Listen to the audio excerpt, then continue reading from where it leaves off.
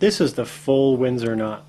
Start by grabbing the wide end of the tie in your right hand and the narrow end in your left hand.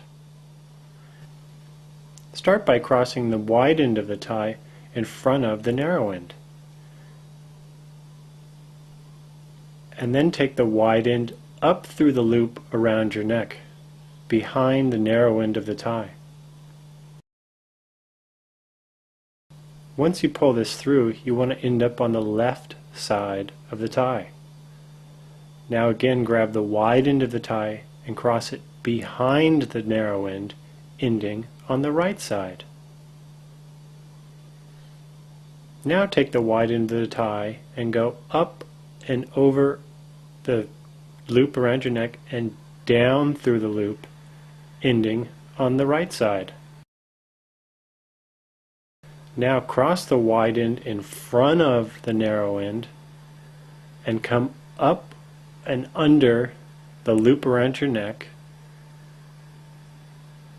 And then once you pull the tie out, now come down through the loop in the front of the tie. To successfully tie this tie, it's best to keep all these motions with the tie being snug, so that your knot stays small and concentrated.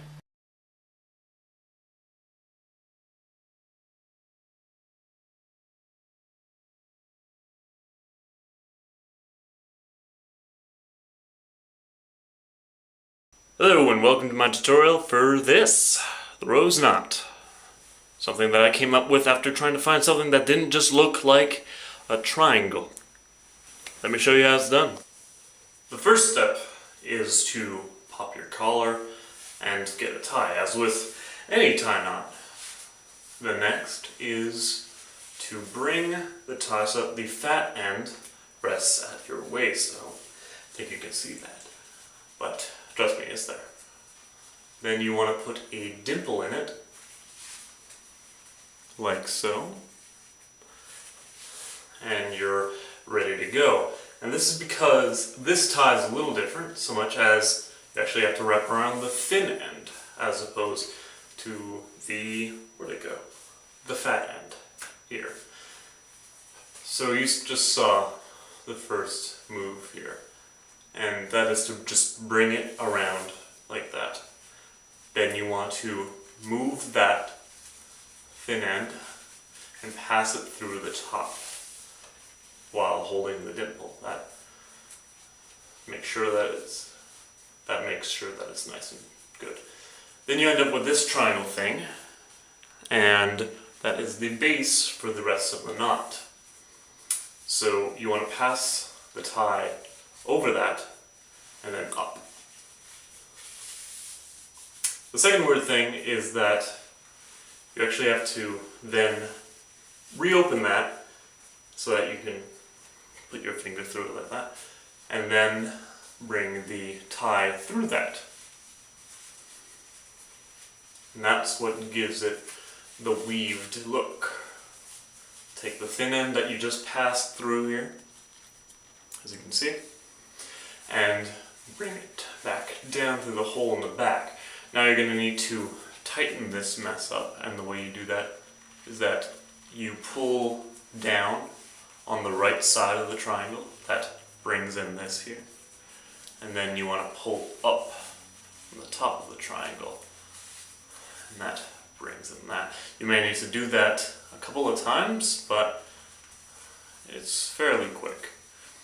Alright, then you're left with that here, which looks good in its own right, but unfortunately we have this hanging off and we can't just leave it here. So what we're going to do is open up a loop, do the same basic principle as before, and pass it through. This time we bring it straight down. Now you're left with something like that, with this hanging off the left side. Now we can't just leave it here because it's right in the way. So what we're going to do is, instead of passing it down, is we're actually going to hide it inside our collar by hiding it behind the rest of the tie. Just put it there, and as you can see, it holds itself fairly well. So if you happen to be moving a lot, during the night, that's not going anywhere. So once you're like that, you're pretty much golden. You bring down the collar, and there you have the rose knot. Now to adjust this, you want to pull on the fat end, and that brings it up here. And most of the time you're going to be ending up with something kind of like what I have here, where it's all wrinkly.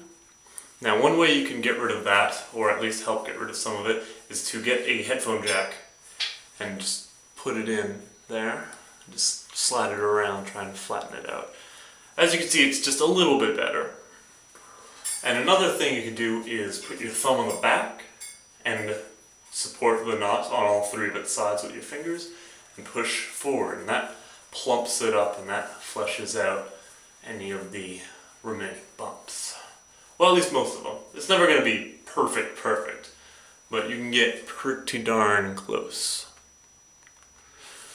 So now you put it in your vest, or just let it drape inside your jacket, and there you go.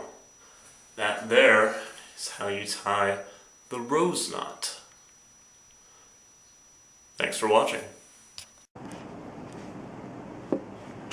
Hello, my name is William Coe, and I'm going to show you how to tie the scrunchie or wedding cravat.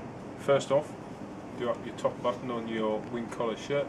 Could be a standard wing or a deep wing, depending on how you want to wear it.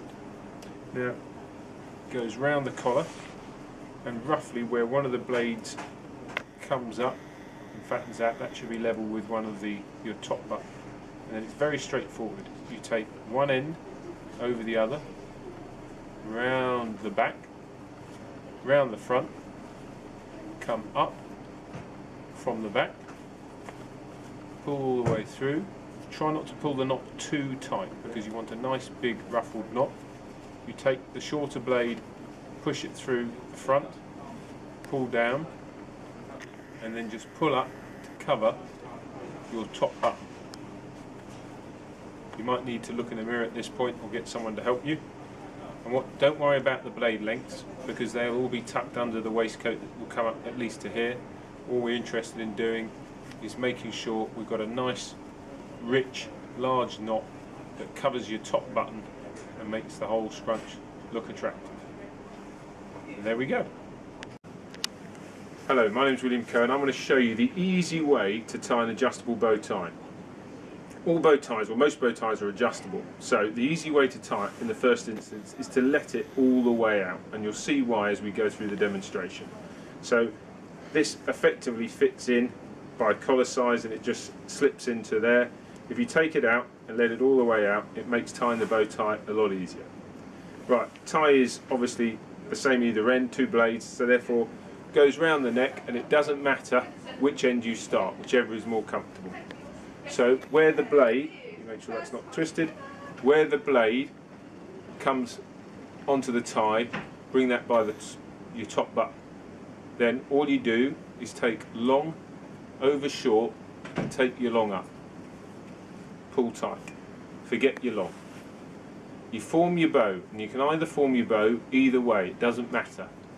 You form your bow like that, and then you drop your long over the front. By doing so, you create a hole here.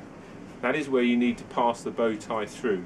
You've got a single on this side and a double on this side. So all you want to do is get to the other double behind the single and through the hole. The double is here, and you create that by putting your finger into the blade and you pull through. Now I've done all of this by touch because it's easier to do it by touch rather than to do it in the mirror, because obviously in the mirror everything is the wrong way around. I then got single, double, double, single. You then have a little play to make sure you're happy with the shape of your bow tie, which feels, without looking in a mirror, about right. I then pull down here to tighten. I've then got the tie, and all you need to do then is to tighten it, and the easiest way to do that is to get someone just to come in and tighten it on the inside again to bring it tight, so it's tight to the top button, and they can flick it in that hole for you, and then you've done it.